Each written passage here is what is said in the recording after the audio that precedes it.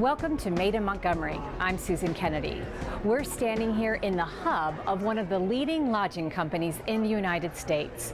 When you mention the name Marriott, quality and customer service comes to mind. And the company's executive chairman, Bill Marriott, wouldn't have it any other way.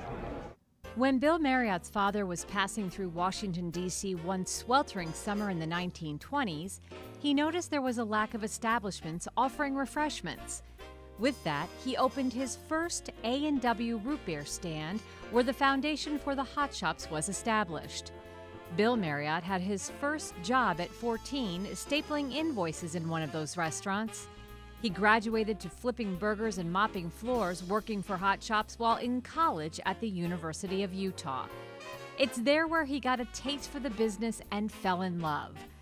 Over the past 6 decades, he has taken Marriott from a family business to a global lodging company with more than 3,700 properties in 73 countries. And Bill Marriott says there is one main factor that can be attributed to that success. I think one of the most important is consistency. We've always had high standards, but consistent standards.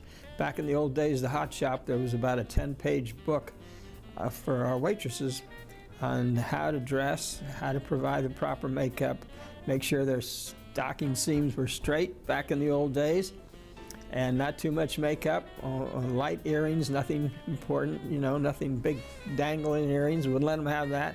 And it was very interesting how we had grooming standards, and then we had how to present a plate to the table and how to clear a table and never pick the glass up like this. You always had to pick it up from the side so you didn't get your hands on where the people would drink. So lots of details that were part of the consistent service program. Bill Marriott says his father once told him if he wanted to be successful, he would have to work, and that he has. He is highly regarded throughout the hotel industry for his hands-on management style and success at innovation. And on top of these traits, he manages to have a great sense of humor. My dad's favorite story was about the guy that came down for breakfast in the morning, and the waitress met him, came up to the table, and she said to him, "What do you have for breakfast?" He said, "Eggs over easy," and some kind words, and she came back with the eggs, put them down, turned around. He said, "What about those kind words?" She said, "Don't eat them eggs." Bill Marriott got his first shot at hotel management when his father opened the Twin Bridges Motel in Arlington, Virginia. In 1964, he was named president of the company. Then, in 1972, at the age of 40, he was Marriott's CEO. I'm Bill Marriott. Checking on Marriott Hotels, I have to make sure we do things right. After all, it's my name over the door. But it wasn't just a strong work ethic that got Bill Marriott to the top. As a young man, he learned a lesson from Dwight Eisenhower that shaped his philosophy on leadership. And I just got out of Navy Supply Corps School in Athens, Georgia. I was an ensign in the Navy. My dad's best friend at the time was Ezra Taft Benson, who was Secretary of Agriculture under Eisenhower. And they invited Ike to come down with Mamie and have a Christmas dinner at our farm in Front Royal, Virginia. And it was so cold down there that we said, "What should we do? What should we do? What should we do?" And we had the president standing there, and he turned around and he looked at me, he says, "What do you want to do, Bill?" And I said, "It's too cold. Let's stay inside." He said, "Good idea." So we stayed inside. But the fact that he asked me my opinion and what I thought, and here was my commander-in-chief turning around, looking at an ensign in the Navy, it's the lowest possible form of life on the earth, asking what I thought, showed me why he was such a great leader, why he could get along with Montgomery and Patton and Churchill and Roosevelt and Marshall and even, Stalin and some of these very, very, very ego-centered, difficult people. It's that emphasis on listening that has played a huge role in the success of Marriott. The company employs over 300,000 people from all walks of life. Marriott says it's important to recognize what each individual brings to the table and respect what they have to say. He's proud to note that the average general manager has been with the company for 25 years. Thank you, Dan, for those kind words. You'll go far. And started working for Marriott when they were in their early days of their careers. He told us taking care of his people is one of his top core values. We want our people to be treated fairly. We want them to be provided opportunities.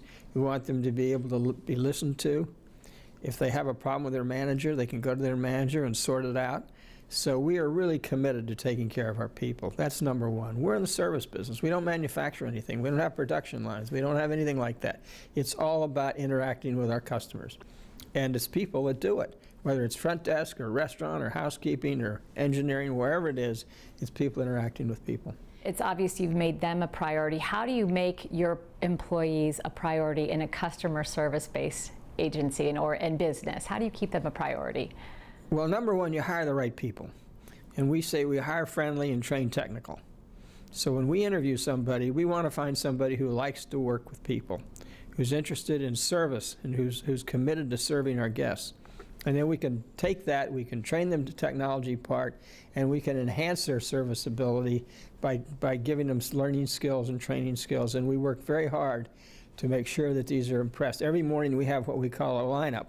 And all our housekeepers get together. We have the theme of the day, what we're going to do today that's different, what we're going to do today to enhance our guest service. And we have it in housekeeping, we have it in restaurants, we have it at front desk, so we have it throughout the hotel. So we're constantly communicating and listening, getting feedback from our associates. They feel they're part of the team that has to deliver the service. But it hasn't always been smooth sailing for Marriott. The industry slumped after the attacks of 9/11, and the recent recession forced Marriott to aggressively cut costs while at the same time trying to maintain its employee-friendly culture. Marriott hotels in Islamabad, Pakistan, and Jakarta, Indonesia, have been the sites of bombs and explosions. There were some business ventures as well, those that were successful, like the company's move into the timeshare business, and a few investments that were shorter-lived. We did all kinds of food service accounts. We had 94 airline catering kitchens around the world. We had 3 cruise ships in the Mediterranean, and we had 2 theme parks under construction. And we've gotten rid of all those businesses except hotels.